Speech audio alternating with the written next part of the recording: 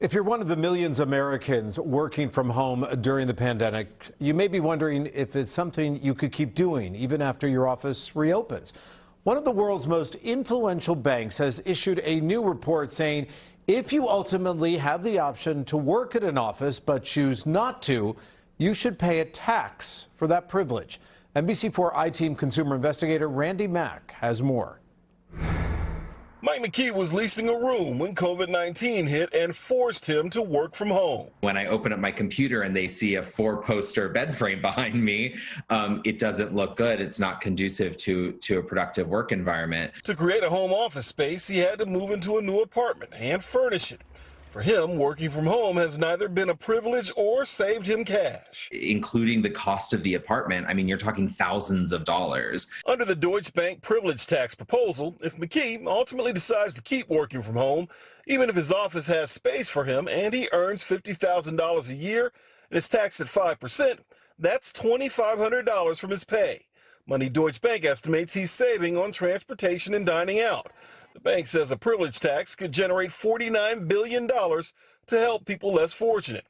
But McKee says any savings he's realized working from home is offset by expenses like groceries. I'm happy to support businesses and pay the delivery fees and all that, but it absolutely doubled, sometimes tripled what I would usually pay in a month just for basic groceries. And utility fees. The hottest, month over the summer, our utility bill was over $300. I think it's provocative. It's interesting. It's also politically dead on arrival. Mark Hamrick, senior economic analyst with Bankrate, says there is no political will right now for a tax hike on income. The only thing that might be more unpopular than this idea would be a tax on widows and orphans. Hamrick says it's true, more people are saving money during this pandemic, and there's a need for revenue with governments predicting huge deficits, especially to provide for the millions struggling in this economy. We don't have a great social safety net in our country, and the lines at food banks that we've been seeing over these past many months is a testament to the downside of that.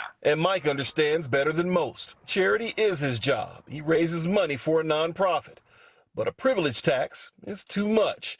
Any money he saves is his own safety net, aware that in this economy, no job is guaranteed. My partner and I both have talked about, what happens when one or both of us lose our job. And, for a matter of months, maybe a year, are we going to be able to make it through?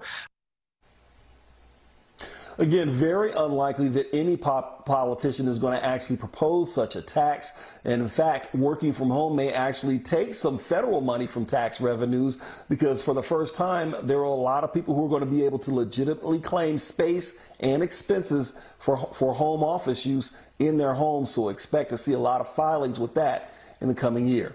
Reporting live in Chino Hills, I'm Randy Mack for NBC4 News.